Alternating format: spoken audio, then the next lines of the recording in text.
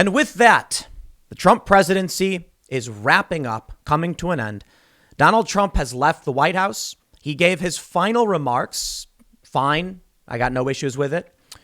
He said it was an honor of a lifetime. Melania said, bless your families. They said, bless this country. And with respect, thank you, Mr. President, for the past 4 years. And have a nice day. Have a nice rest of your life, whatever you may do in the future. I'm glad that we are moving past this calmly and rationally, at least at this point. Except I can't say that for the media. CNN's already calling him a liar, calling it puffery, insulting him, saying he's disgracing the office with his remarks. And I'm just like, dude, shut up. I'm so sick of it. But I can't say this. As it all winds up and comes to an end, I'm looking forward to the demise of these corporate media machines that won't exist without a Trump to rag on, which is why they're trying to squeeze out the very last drop of orange man bad Trump derangement syndrome on his way out. Now, my friends, I have some criticisms for the president because on his way out, he issued a series of pardons and commutations that I think were just a slap in the face to his supporters. And boy, the Q people must be freaking out right now. Well, I don't know. Those people seem to trust the plan no matter what the plan is, even if the plan apparently is Joe Biden will be president and run this country. Sure. In Trump's list of commutations and pardons was a series of just really awful people. And absent from that list, Julian Assange, reality winner, Edward Snowden. And I believe it. I almost expected this to happen because you will never get a leader who stands tall and says no to the establishment, who says F you and does the right thing. Instead, what you get is someone on his way out bending the knee saying, please just let me live. I don't want to ruffle any feathers anymore. Donald Trump has left the White House and he has he didn't have the strength, I suppose. The reporting is that senators were talking to him, or that Trump's advisors said, look, they've impeached you. They're going to convict you. And that if you pardon Assange or Snowden or any of these people, then they'll convict you, right? And play ball. Maybe they'll leave you alone. You've lost the war. They're not going to leave him alone. I think they still might convict him, especially now that he's out and without power. They might still convict him. I'm not entirely sure, though. But if the Senate convicts Trump, it would stop him from running again. And they don't want him to run again. And Trump said he would run again. There was a video that came out where he was having like some dinner and he said, it was after the election. We're trying really hard. We might not get it, but if we don't, we'll see you in 2024. Will we now? No, they're going to impeach. Well, I'm sorry. They've already impeached on insurrection and they're going to convict. Well, okay, slow down. They may convict. I don't think they're going to give Trump any leeway. They hate the man. The Republicans hate the man. The Democrats hate the man. And he couldn't just give us one thing on the way out. Now, my respect to the man for trying to pull the troops out of the Middle East, that I thought was very important. That's why I voted for the guy. My respect for the executive order on critical race theory. It did seem like a lot of the things that Trump was doing that were good came from Tucker Carlson, which is kind of funny. Of course, Tucker, Trump, any one of these people, far from perfect and, worthy of criticism themselves. But there were some good things that came out of the Trump presidency. Notably, we had a great economy up until COVID.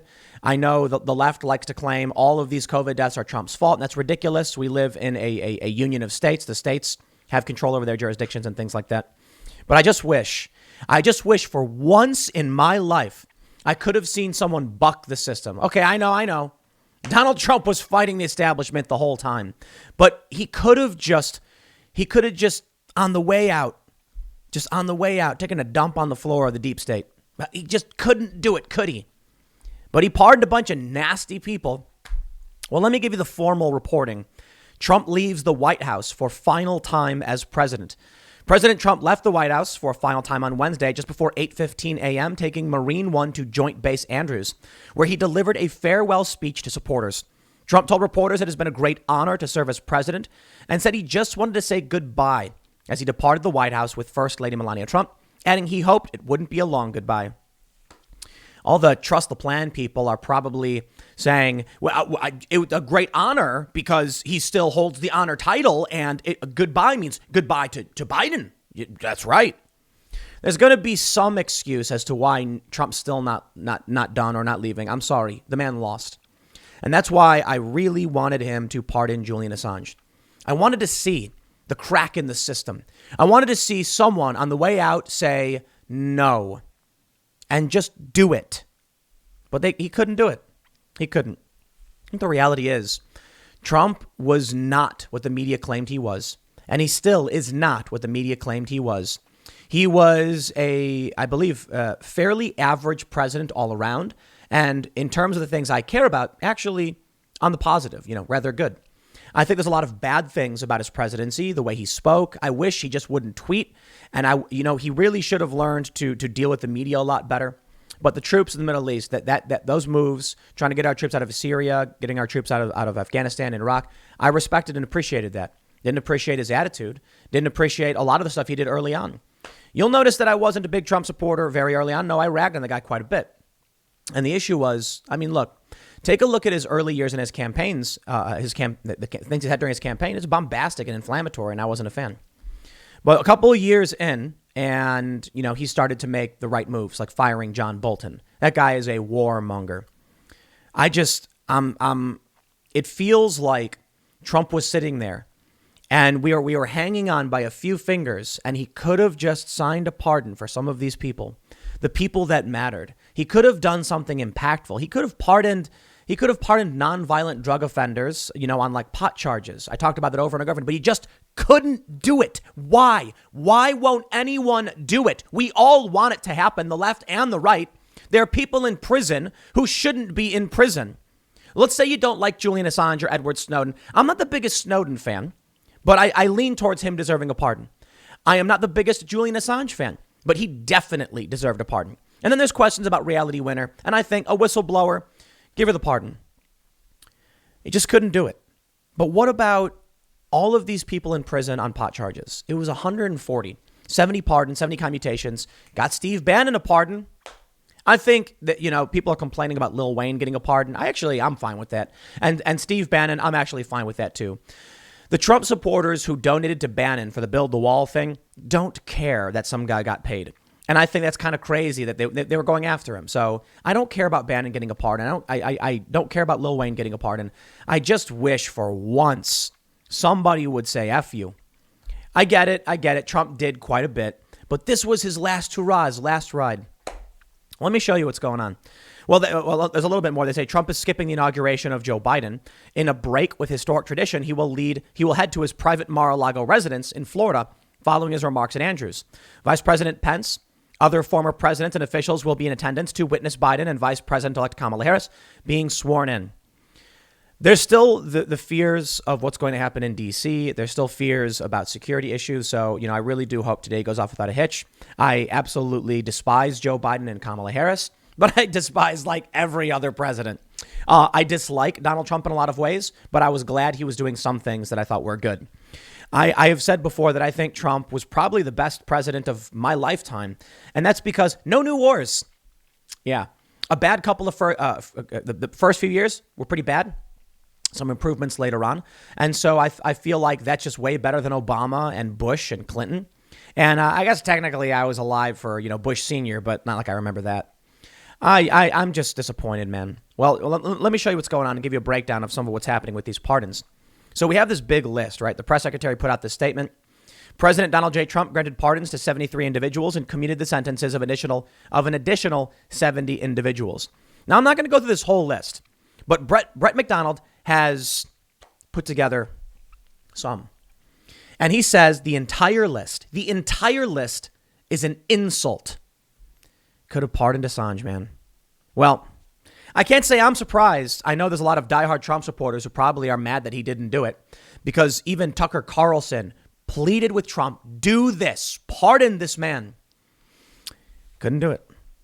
Brett says Trump pardoning a foreigner who came to this country to convince Americans to spy for Israel.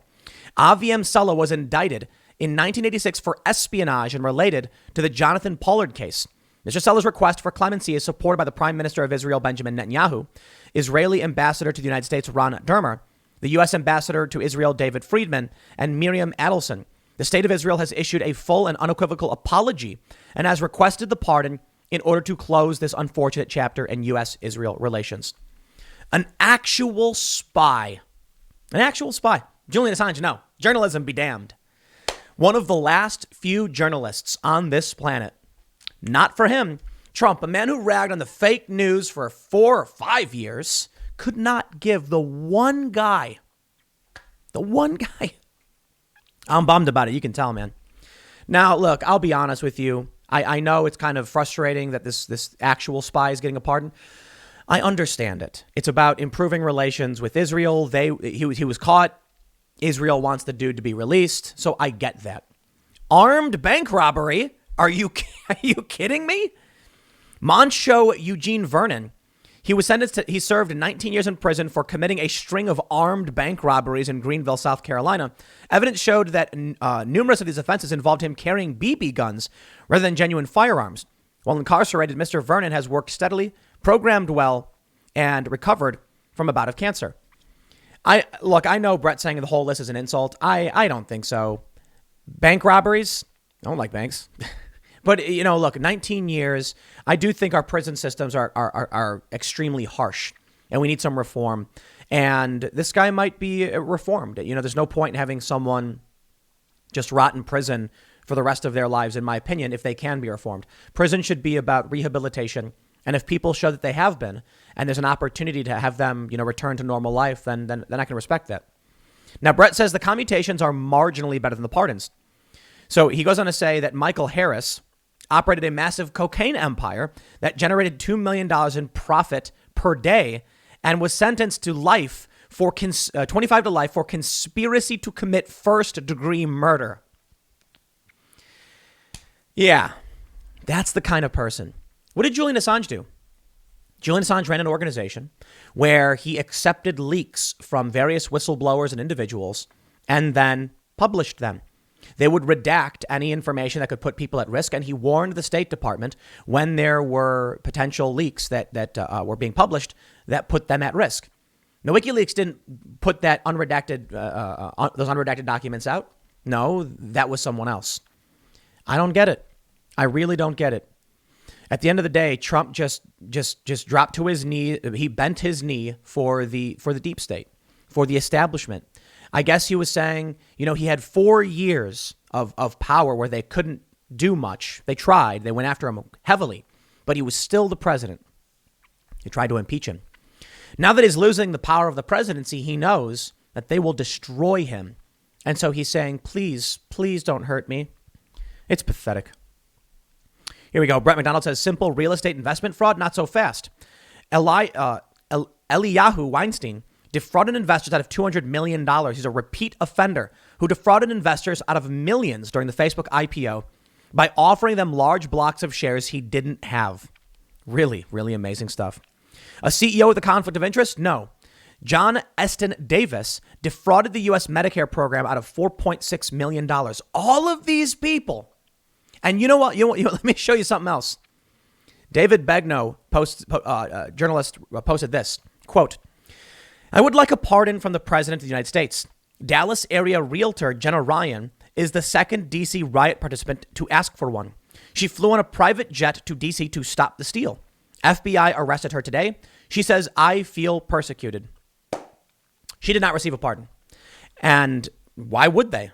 To be completely honest, I think Trump tolerated the Q people because they did support him and they were fervent supporters. But I don't think he liked them. I think what you see from the media when they talk about Trump supporters is they view every single Trump voter as like a Q person. And so when they say you're in a cult or they say Trump doesn't care about you, they're referring to the small fringe group of people who believe the fringe conspiracies. Most Trump supporters are probably already moving on. If you actually follow prominent Trump supporters, they're like rolling their eyes. They're upset about the pardons. And they're saying, well, we'll figure something out and we got to figure out a strategy, be successful, etc. The people who stormed the Capitol didn't help Trump. Why would Trump pardon them? In fact, that probably hurt him quite a bit. Because of what they did, Trump might now be convicted. I believe he'll be the first president to be impeached and convicted And that would mean he cannot run for president again. So I don't think he likes you, and he's not going to be giving any of these people pardons. Well, he didn't give them pardons, so surprise, surprise. We have more. Brett McDonald says, this guy, so this is another pardon, Elliot Broidy. He was convicted on one count of conspiracy to serve as an unregistered agent of a foreign principal. Quite amazing. This guy lobbied Trump's Justice Department on behalf of the Chinese and Malaysian governments. Very cool. Thanks for granting that person a pardon. This pardon looks like it was issued by the deep state itself. Like they went to Trump and said, you lost, it's over, bend the knee, we've won, and here's the people who you can claim you've pardoned. It's nuts. I don't get why he just didn't pardon. I don't get it. Maybe he was never the Caesar the right thought he was. He was never the Hitler the left thought he was. Like Mike Cernovich said, he was just a Kardashian. And as he's leaving, he wants to give some of his buddies a pass, but not anything of consequence. And now we're going to go back to status quo. Joe Biden is going to become president.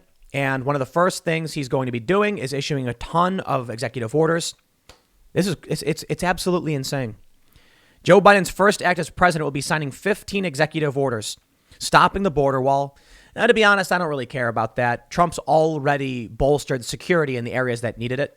The left wants to claim Trump didn't fulfill his promise because he didn't build 2,000 miles of beautiful 30-foot concrete wall, sea to shining sea or whatever.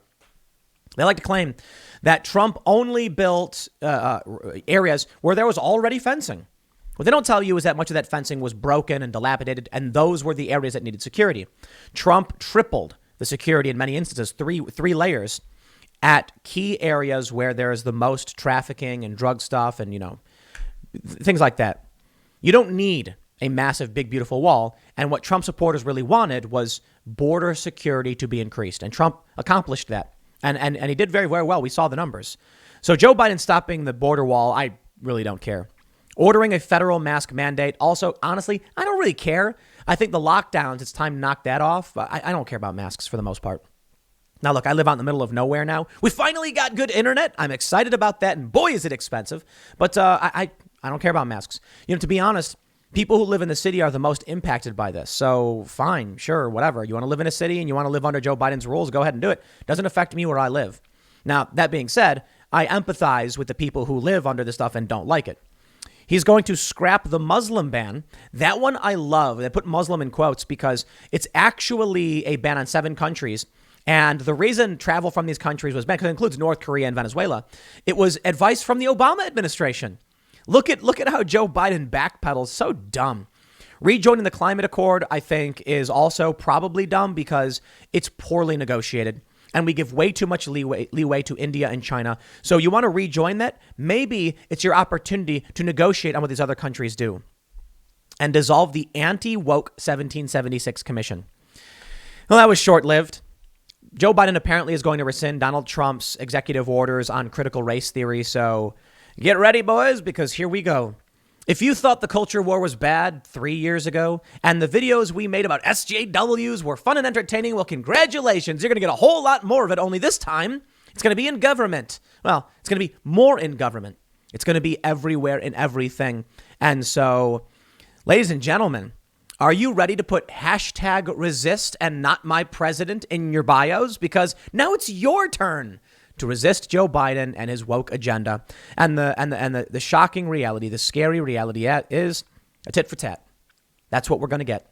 Now, Donald Trump got in office and he went after a lot of what Obama did. Joe Biden's coming in and he's going to go after a lot of what Trump did. The establishment wants to erase the Trump presidency. They want to make him a mockery, a footnote. He didn't start any new wars, and he deserves all the credit in the world for that much. And the Abraham Accords, these peace agreements, tremendous, absolutely tremendous. And they'll try to erase that. They'll try to make it all about him being the worst of the worst, when in reality, he was slightly above average in terms of foreign policy and domestic policy, and he was kind of just not a good dude. You know what I mean? Like, he's kind of a bad guy. I don't mean a bad guy like he's a villain. I mean like he was just arrogant and snide and condescending and all that stuff, a man of bad moral character, I suppose. And I've heard that from so many people. Well, we get it. We get it. My bigger concern now is the tit for tat. What happens in 2022? What happens in 2024? Are we going to have some kind of return to normalcy? I don't think so. I think we can expect things to escalate, and I hope not. I really hope not. The media has been the biggest driving factor in this escalation. Sure, we complain about cultural issues. We talk about, social justice warriors and stuff like that. But when the media latches on and screams, when people like AOC build their base and get their donations, demagoguing and demonizing, and Donald Trump does similar, you get this inflammation, you get this problem. Well, Trump's going out, okay? Trump's lost his social media. Now it's incumbent upon Ocasio-Cortez and Cori Bush and the squad to knock off the escalation and the demagoguing. It is now on CNN and MSNBC to drop it, but they can't. Their ratings depend on it. So what happens now? The media is going to be screaming at the top of their lungs, as they always have been. Only this time, Trump supporters, you will not have an advocate in the office of the presidency. You will truly be the resistance, and you'll be the villains. People like to look at stories of Star Wars and things like that, where the rebels are the good guys. I assure you they are not. They're not. The establishment would not allow the rebels to be portrayed as good guys. I've been watching a lot of Star Wars recently, just going back and watching the OG movies. And I like to imagine what would really have been happening if there was a mass media apparatus during the Galactic Empire. Because they would say the rebels were villains and terrorists and traitors, and Darth Vader was a war hero who suffered catastrophic injury while defending galactic peace. That's the reality. So to all the people who are going to say no wars, who are going to defend Julian Assange, welcome to the real resistance. The media will call you traitors. They'll call you Trumpists. They'll say the curse of Trumpism won't leave. They'll call you Nazis and racists, like they always have been. Only this time, there will be no one who has your back. You will be truly the odd person out in every stretch of the imagination. That is why I fear escalation.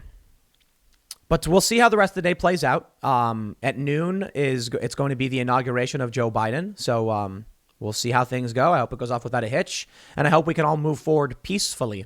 And the next move for, the people who oppose Joe Biden is to be peaceful, but persuasive and resourceful. You need to figure out how to win over hearts and minds. Look, the people who thought they were going to storm that Capitol and that was somehow going to give them power, it's ridiculous. Being in a building won't grant you anything. It's confidence, the confidence of the people. You must work to earn that. I'll leave it there. Next segment's coming up at 1 p.m. on this channel. Thanks for hanging out, and I will see you all then.